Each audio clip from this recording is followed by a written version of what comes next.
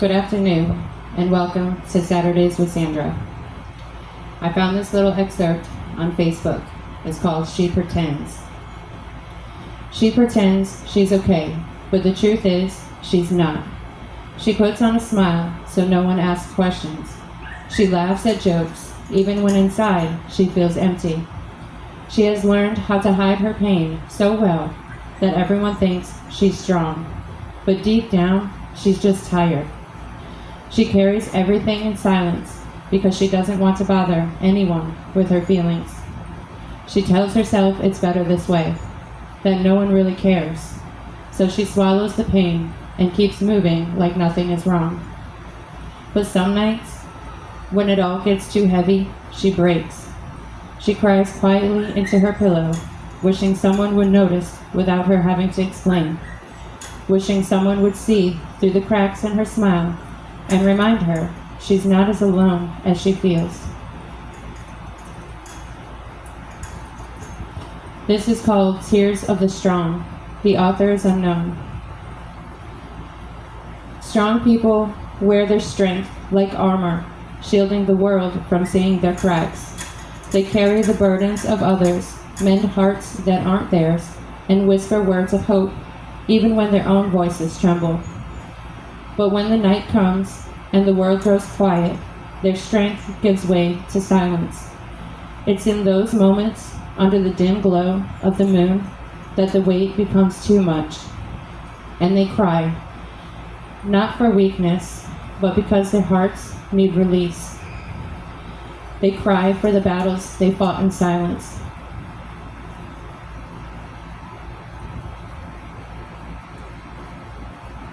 They cry for the pain they've endured without complaint. They cry because they've spent so much time holding others together, they've forgotten how to heal themselves. The strongest people know the value of tears. They know that crying doesn't diminish their strength, it amplifies it. It's a reminder that they're human, that their struggles are real, and that even the strongest need to break sometimes to rebuild. These quiet tears are sacred. They're the proof of resilience, the evidence of a soul brave enough to face its shadows. When morning comes, these same strong people will rise again. Their hearts a little lighter, their spirits a little stronger, ready to face the world once more. So if you ever find yourself crying in the solitude of the night, remember this: you're not breaking, you're healing. And that in itself is strength.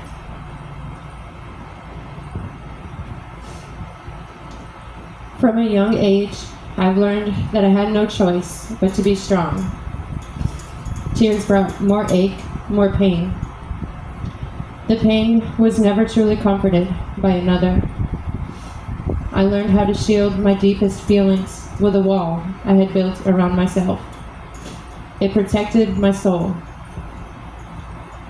I learned how to do things for myself, though it may not have been through the best route.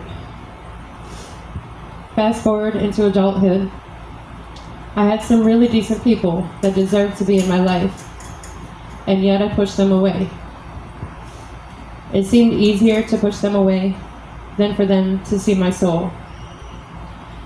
It was easier for me to gear my energies towards those who needed things, needed time, needed rides, needed money, always needing something. I ignored gut feelings about people and filled my life with them anyway. It took my mind off of myself. The way I felt so broken from old wounds, some of the deepest wounds never healed from. And in the end, I was left drained and exhausted with nothing left for myself. Through the years, I've been told I was strong or brave, most people not knowing how I did it, and honestly, I didn't even know how. I didn't want to burden others with what I was really going through. In the past, asking for help backfired, making things worse. I did what I had learned how to do it myself. I would stand up for someone else in a split second, without hesitation. It was harder for me to do this for myself.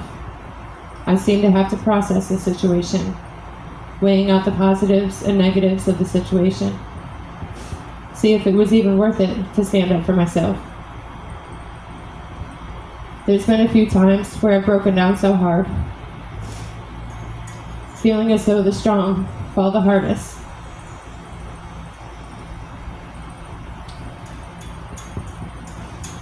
I am tired.